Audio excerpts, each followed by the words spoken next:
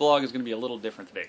Today we're actually going to do a pet battling guide, and for this I'm going to show you how I level nowadays, because I've gotten to the point in WoW where you don't really want to do pretty much anything anymore to level. You've done all the quests, you've done the dungeon grinding, you've done the PvP grinding. So today, like, pretty much it's how to get from 1 to 90 just by leveling with pets. And actually it's a good way to make money too, and I'll show you here pretty soon. Check this out. Where you need to be is the southwest corner of the Vale of Eternal Blossoms. Getting here can be tricky with a low-level character, but generally it's not impossible.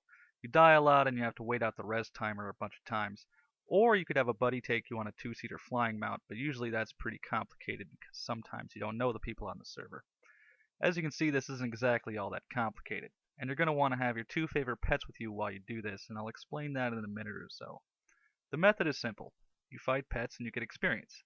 The experience was nerfed quite a while ago, but it's still a very efficient way of leveling. At this point, this panda is 67 if I recall, and 16k experience is normally what you'd get for completing a quest. In this scenario, you complete one pet battle and get 12k. Normally a pet battle takes a lot less time than a quest, usually about a minute and a half. Keep in mind the first 60 levels or so go quite fast and you may get bored and desire to move to a different area. There's a few places to go for this, but I prefer this area, although there's one place to go west of here that holds the elite otter. Usually the area is pretty crowded here on Moonguard, and also a lot of places are usually filled with aggressive mobs that will eat your lobby character right up. So I tend to stay over in this area. Keep a note as well, most of the pets you'll be fighting are the water types, so get flying abilities.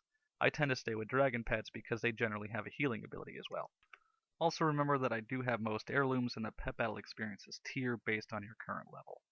Though this is a good way to wow your friends and tell them that you leveled straight from pet battles, and not no silly dungeon and PvP grinding.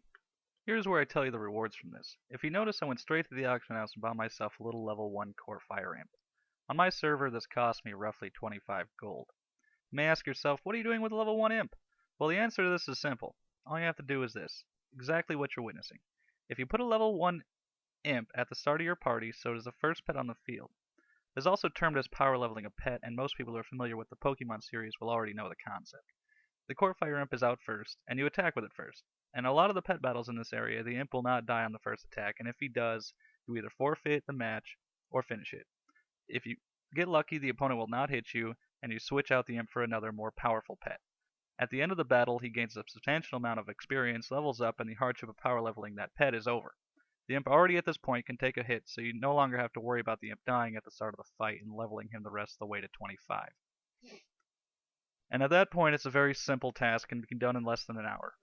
The imp goes from a 25 gold, worthless level 1 to a somewhat useful 25 that can be sold in the auction house for a lot more gold. The point of this is not to flood the market with level 25 core fire imps, but to show all of you that leveling a pet off the auction house while leveling your character can be profitable as well. On top of that, in this area you'll most likely start obtaining something called an Aquatic Battlestone.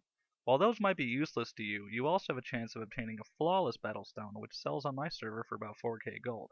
Since you won't be making any gold any other way while leveling, this actually made my Troll Mage I had leveled more than enough gold for whatever I wanted by the point I reached level 90.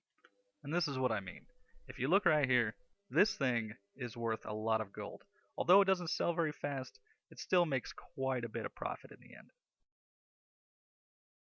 Tell me what you think. I haven't made a guide before, so this is my first one. It's also for a game that I've played for a long time, and I have a habit of, leveling from 1 to 90 really quick, and then just kind of abandoning the character forever. So I have a 90 for everything except like a Death Knight, and I just kind of refuse to make one of those. Other than that, though, tell me guys, how was it?